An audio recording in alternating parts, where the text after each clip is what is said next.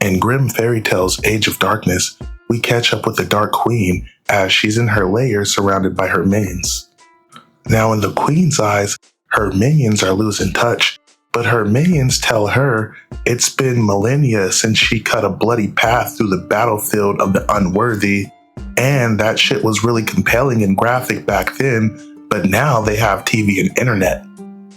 The Dark Queen recounts as she once ripped a man's leg off, and in his last minutes, she made him watch as he beat his wife to death with it.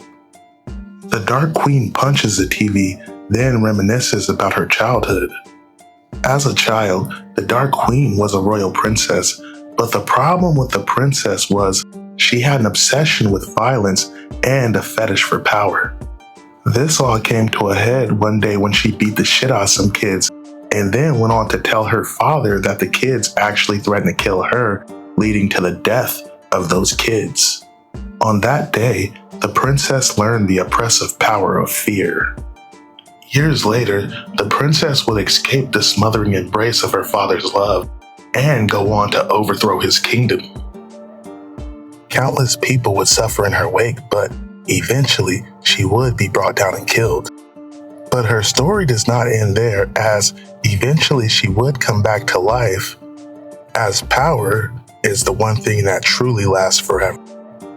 Flash to present day, present time, you see a woman in the park recounting this tale to a group of kids. But one little girl amongst the group calls bullshit, and she says good is always better than evil. The mistress lady asks her how does she know that, but the little girl replies everybody knows that.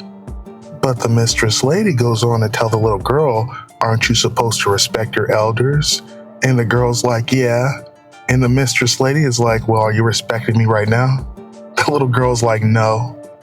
The mistress lady, however, is impressed by the little girl, and she gives her a parting gift. Now the other kids are like, that's not fair. But the mistress lady replies, fairness is for fairy tales. So it's implied that the other kids beat the shit out of the little girl and simply take the present she was given. When we catch back up with the mistress lady, she's making her way through town, but she's subsequently surrounded by a mob of angry parents who are pissed off about her interactions with their kids. The mistress lady drops the facade and prepares to handle business.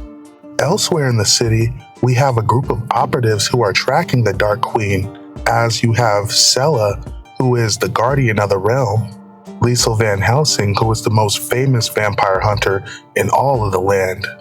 You also have Robin Hood, who is a master assassin, and Little Red Riding Hood, who happens to have the ability to transform into a werewolf as well as communicate with animals.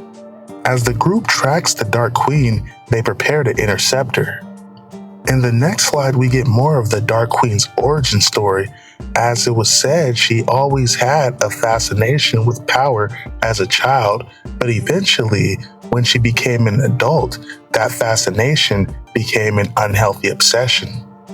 Eventually, she would catch the eye of Malik, leader of the Dark Horde, and together, the two would birth an unholy alliance and leave hundreds of thousands of bodies in their wake. But luckily, due to the exploits of these two individuals, eventually people start coming together to rally against them. When we flash back to present day, present time, we see the Dark Queen has made her way into the local amusement park.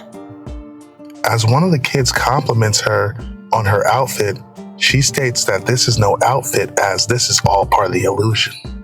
The Dark Queen goes on to tell the little girl how Goldilocks and the Three Bears got it all wrong, as when the trio of monsters returned home to find an unwelcome intruder, they proceeded to violently mutilate and eat her. She goes on to tell the little girl that most original incarnations of these stories were actually quite terrible. Now, as the Dark Queen is pissing off the local population, our heroes have finally arrived to meet her in battle. Upon confronting the Queen of Darkness, the Queen simply laughs in their face, and then she proceeds to have her shadows as well as her court jesters attack the superheroes.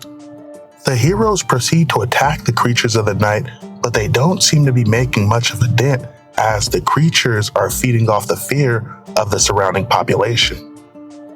Thinking on her feet, Sela runs off in order to get costumes for all the heroes. And now that all the heroes are in full cosplay, all the onlookers go from being frightened to extremely amused, as now they believe the spectacle is all part of the show. Sela, Robin Hood, and Red Riding Hood proceed to engage the minions and make short work of them, with some of the local population actually getting in on the action, as there's no more fear. They simply believe this to be a game. Upon defeating the Queen's minions of darkness, they let the Queen know that this is over. But the Queen says this is far from over, and she raises one finger and subsequently destroys the tower, sending hellfire raining down upon the group.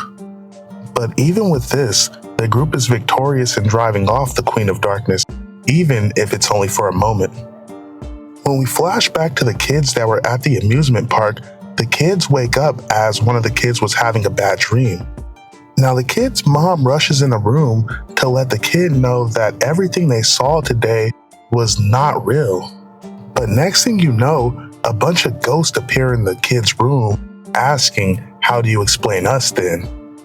Our story ends with the Queen of Darkness making one last appearance in the kid's room, laughing maniacally. The end.